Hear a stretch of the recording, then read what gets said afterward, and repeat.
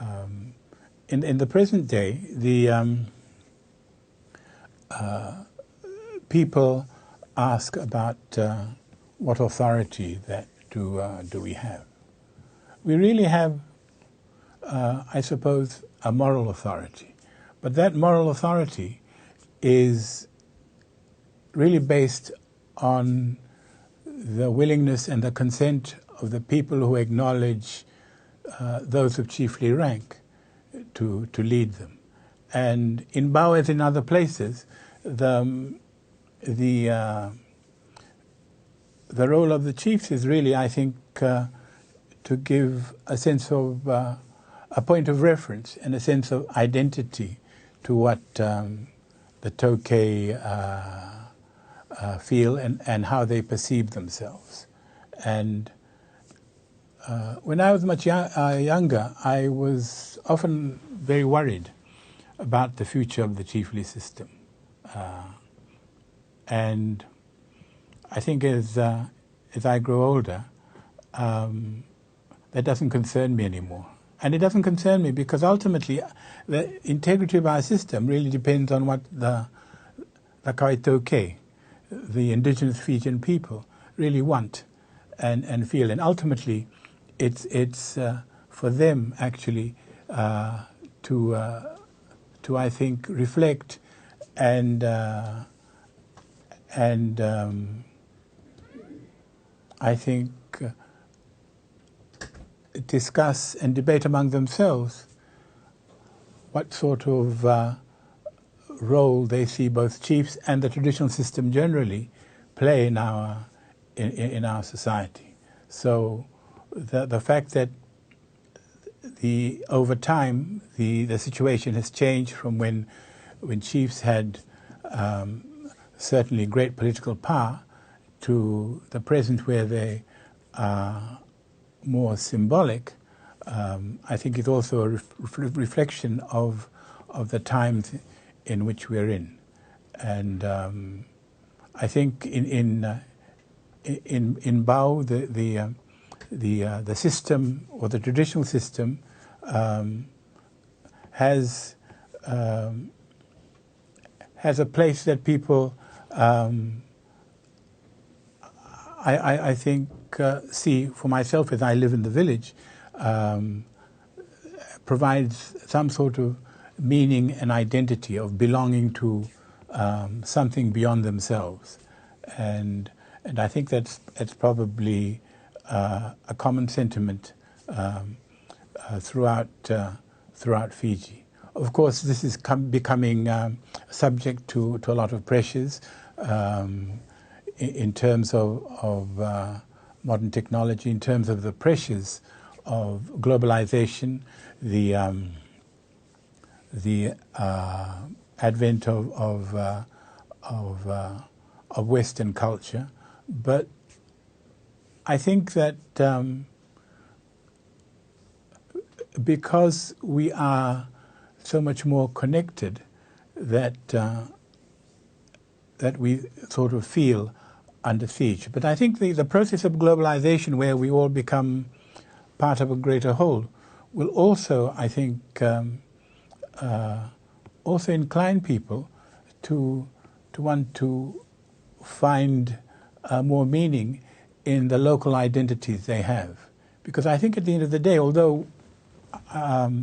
we are all part of the human race, I think we also esteem and treasure the cultures and the traditions and the heritages to which we belong, and I think that will be the saving grace, I think, of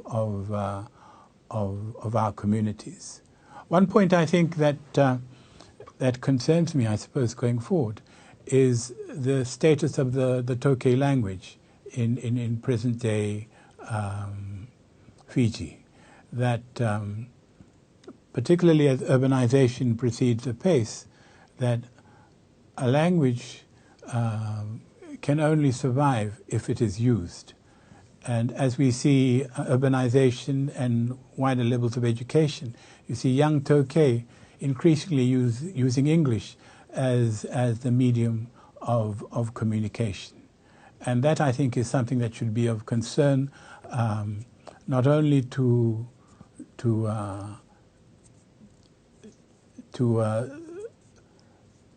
our leaders,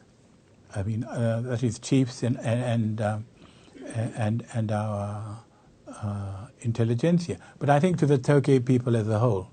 because I think just as important, or even more importantly than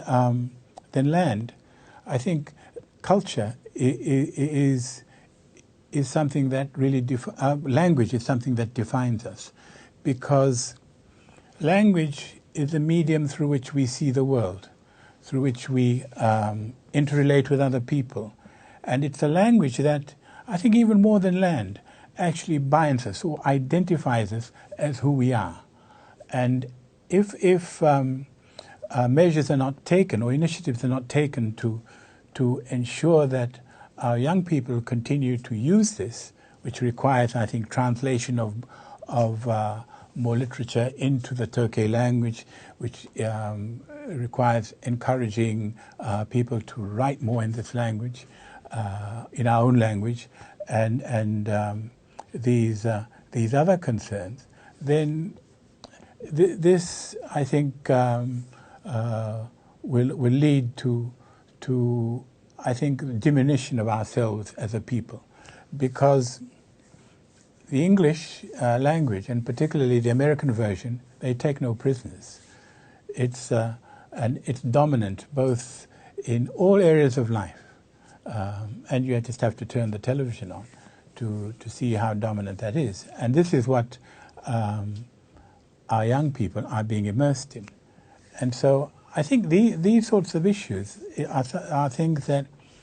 the traditional system and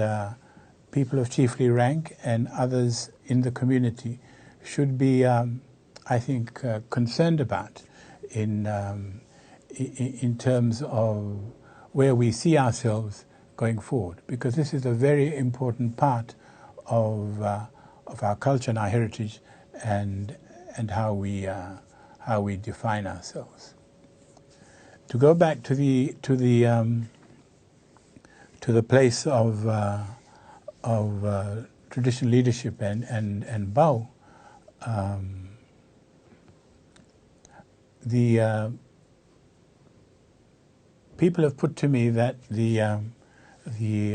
chiefly system or the traditional system is being eroded, and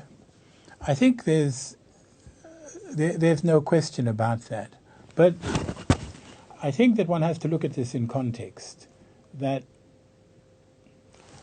the system, or the traditional system,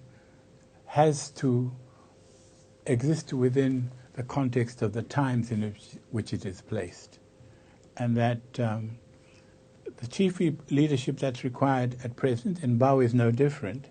is one that's more horizontal. But I think that in this focus, the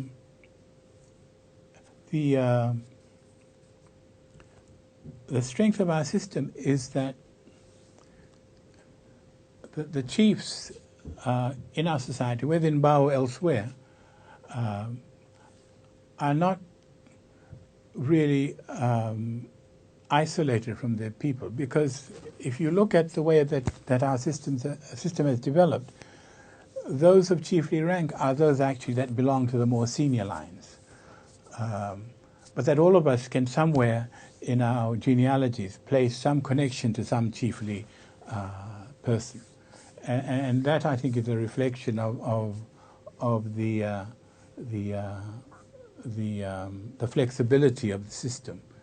and also in terms of accessibility. Although I'm of senior rank, I mean, if I take Bao for instance, anyone who wants to come and see me about anything is free to do so. He or she doesn't have to go through complicated series of intermediaries or interlocutories in order to see me. And I think that's the strength of our system, that that as long as someone can identify some sort of connection, that that one can, I think, engage and interact with people, and it's that, and also that accessibility, particularly in the present times, is important, and I think essential to the survival of the system. In former times, I suppose, the Ratu as high priest was actually quite isolated, because all he ever did was commune with the gods, and then I think relate to the people what he'd been told. I mean, there's an incident that's related by Mary Wallace in one of her journals, where the Vunivalu at the time, Ratu Joni, this was before he became converted to Christianity, was making a presentation to the Rokotimbao in Batintawake, the temple in Bau, where the Rokotimbao would offer sacrifices to the gods, or to the Wu. And she described an incident where Ratu Joni was presenting a turtle, and he walked up with the turtle up the steps to the temple. He placed it at the entrance of the Batintawake, and then he walked down to the middle of the steps and sat facing upwards. And the Rokotimbao accepted it from the door of the Batintawake, and then took the turtle in to sacrifice it to the gods. And I think that is an indication both of the role of the Rokotimbao before the Ratu Joni's conversion, but also I think it also reflects the relationship between them prior to the conversion to Christianity.